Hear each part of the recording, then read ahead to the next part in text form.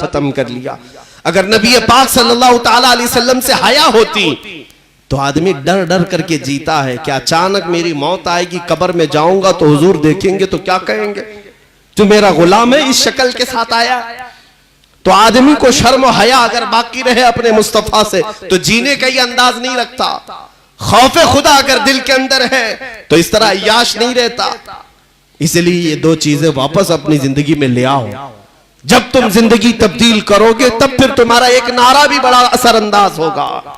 बाकी यहां मजमू में बैठ करके चीखने और चिल्लाने से क्या होना है। अगर तुम्हारे यहीं बैठ करके नारे लगाने से ही सब कुछ होना था तो क्या बात थी। लेकिन अमल के मैदान में तुम्हें तब्दीली लानी होगी मेरे अजीजों। आला हज़रत फाज़िल बरेलवी रज़ी अल्लाह तआला अन्हु ने इसी दुनिया को दूर करने के लिए तुम्हें नसीहत की थी। ये वो दुनिया है जिसके तुम मतवाले हो गए हो। आज 4 लोगों की दोस्ती की वजह से तुमने अपनी शनाख्त बिगाड़ ली, हुजूर की सुन्नतों को पीठ पीछे फेंक दिया, अपनी दाढ़ी को बार बार छिलाकर गटर के हवाले करते रहे सिर्फ इसलिए कि 4 लोगों में मेरी शक्ल अच्छी रहे, इमेज अच्छी रहे। तुम ये नहीं सोचते कि मेरे नबी पाक जब मुझे देखेंगे तो क्या कहेंगे। हुजूर पाक सल्लल्लाहु ताला अलैहि वसल्लम की अगर नजर पड़े तो मुझे मेरे आका क्या कहेंगे। ये दुनिया जो तुम्हें दिख रही है हकीकत नहीं है मेरे अजीजों। उठो ऐ जवानों, छोड़ दो इन तमाम अय्याशियों को। शहद दिखाए जहर पिलाए कातिल डाइन शोहर कुछ, इस मुर्दार पे क्या ललचाना, दुनिया देखी भाली है। आला हज़रत फरमाती ये दुनिया शहद दिखाती है, जहर पिलाती है। जितना ये टीवी चैनल्स में सीरियल्स हो या फिल्म हो, जो कुछ भी दिखता है ये सिर्फ तुम्हें शहद की तरह लगता है, हकीकत नहीं। ये तुम्हारे अखलाक का कातिल है। ये पूरा इंटरनेशनल तरीके से जो मुसलमानों के अखलाक को तबाह करने की साजिशें हैं, तुम समझते क्यों नहीं। तुम फैन बने हुए हो किसी हीरो के, किसी हीरोइन के। हमारी बच्चियां ख्वाबों में शहजादे सवार कर बैठी हैं, कैसा चाहिए जैसा फिल्मों में। नौजवान लड़का यही सोचकर बैठा है कि मुझे फिल्मों जैसी औरत चाहिए। तुम मुस्तफा करीम के गुलाम हो, कभी ये क्यों नहीं सोचा कि मुझे अगर निकाह में चाहिए तो फातिमा की कनीज चाहिए। एक खातून ये ख्वाब क्यों नहीं सजाती कि मुझे अल्लाह ताला रफीक हयात और शरीक हयात दे तो हैदर कर्रार का गुलाम अता करे। ये मुसलमानों के तौर तरीके थे। लेकिन तुमने दुनिया में मा होकर मस्त होकर किसी और की इक्तिदा को अपना लिया।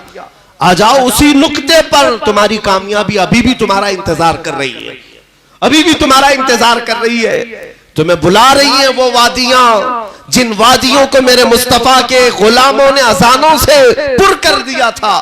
आज वो वादियां चीख चीख कर बुला रही हैं। इकबाल ने कहा था कि ये तमाम जो हालात बदले वो जमाने में मुअज़्ज़ज़ थे मुसलमान होकर, आज तुम खार हुए तारीके कुरान होकर।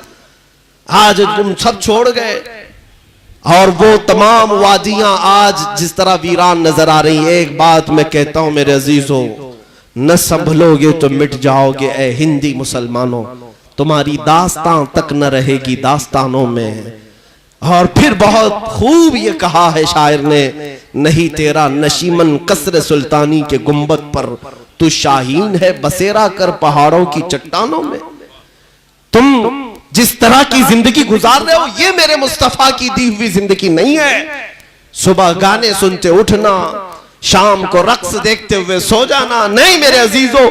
गुलाम मुस्तफा की सुबह शामें ऐसी नहीं होती गाने की धुन पर सुबह करता हो और फिल्म देखते हुए सो जाता हो, बल्कि मेरे मुस्तफा का जो गुलाम है वो यूं कहता है, मैं सो जाऊं या मुस्तफा कहते कहते, खुले आंख मेरी सल्ले अला कहते कहते।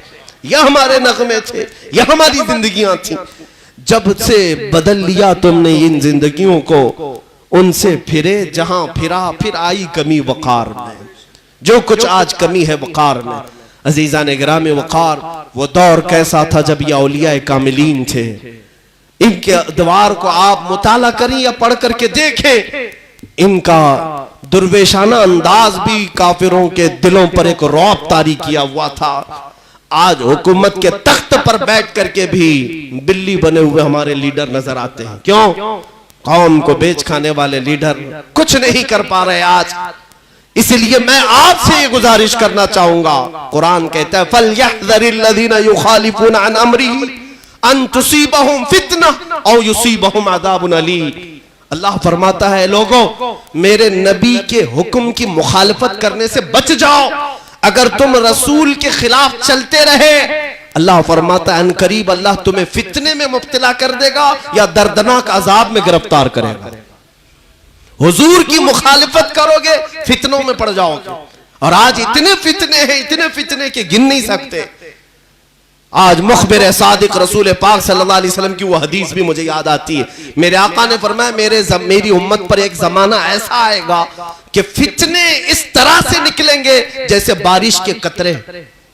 इतने फितने होंगे मेरी उम्मत में।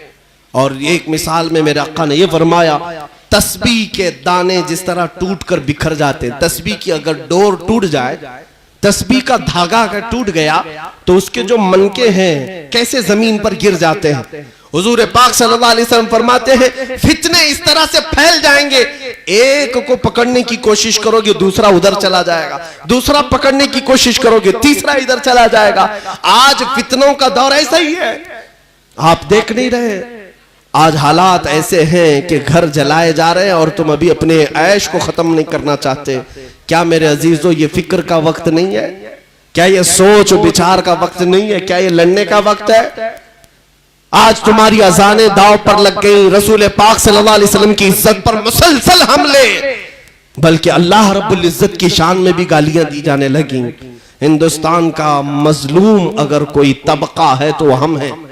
सबसे ज्यादा टारगेट जिस कौम को किया जा रहा है वो हम हैं। आज किसी दूसरे धर्म को इतना नहीं छेड़ा जाता। क्रिश्चियन यहां पर क्या खा रहे हैं, कैसे जी रहे हैं, किसी को फर्क नहीं पड़ता। लेकिन मुसलमान क्या खा रहा है, किस तरह खा रहा है, इस सब की फिक्र बड़ी है। कौन सा गोश्त खाता है, हलाल तरीके से या झटके से, इसकी फिक्र है। दुनिया नंगी घूम रही है, उसकी फिक्र नहीं। लेकिन हमारी बच्चियां हिजाब भी पहने तो उन्हें तकलीफ है, हिजाब भी पहने। अरे यहां तो स्कर्ट वाले हाफ कपड़े वाले वैसे ही घूम रहे हैं। हमने कब किसको उंगली उठाई है? आजाद मुल्क के मजे ले रहे हो लोग। लेकिन हमारी बच्चियों का हिजाब भी अगर गड़ता है, अजानों का मसला है, सारी इबादत खानों में सब कुछ आवाजें अब तक चलती रही, भजन भी चलते रहे, घंटियां भी बजती रही, क्रिश्चियनों के यहां भी गीत गाए जाते रहे, गुरुद्वारों में संगीत पढ़ी जाती रही, लेकिन किसी का जिक्र नहीं। पूरे हिंदुस्तान में अगर आवाज से किसी को तकलीफ है तो अजानों से। टारगेट एक ही कौम, तुम ही हो। इसीलिए आला हजरत ने जो फरमाया, तवज्जो चाहता हूं, आपने फरमाया था तेरी गठरी ताकी है और तूने नींद निकाली है। तू कहता है मीठी नींद है, तेरी मथी निराली है। ये किस लिए कहा था आला हजरत ने? तेरी गठरी ताकी है, मतलब तुम्हारे पास जो ईमान की दौलत है यही सबको खटक रही है, यही सबको खटक रही है। तेरी गठरी ताकी है और तू सो रहा है। ये बड़े ताज्जुब की बात है। दूसरों को चोरी का डर नहीं, उनके पास है क्या? चोरी अगर होगी तो ईमान की होगी। तुम्हें डरने की जरूरत है। अलर्ट रहो, बेदार रहो। आंख से काजल साफ चुरा ले, यहां वो चोर बला के हैं और तुम सोए जा रहे हो।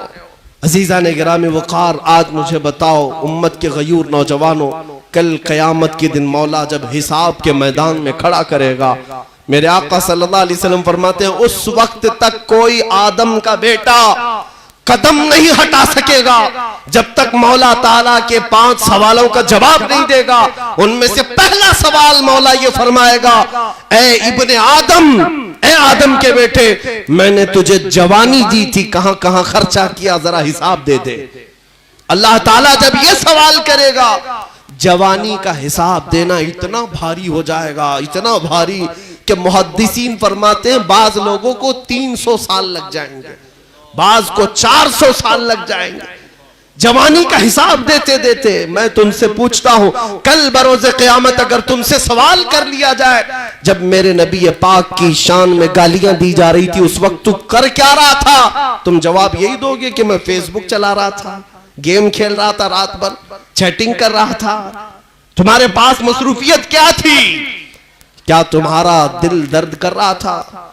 मैं तुम्हें बताऊं मोहब्बत किसे कहते हैं। मेरे आका सल्लल्लाहु ताला अलैहि वसल्लम का बायकॉट किया था मक्का वालों। 3 साल तक मेरे आका सल्लल्लाहु अलैहि वसल्लम का सोशल बायकॉट किया था मक्का वालों ने। हुजूर सल्लल्लाहु अलैहि वसल्लम और उनके चचा और उनके खानदान वाले शौबे अबी तालिब एक घाटी है, पहाड़ों के बीच में रह रहे थे। 3 साल तक खाना पानी तक बंद करके रखा था और उनसे मक्का वाले सलाम कलाम मिलना जुलना रिश्ता सब कुछ बंद रखे हुए थे।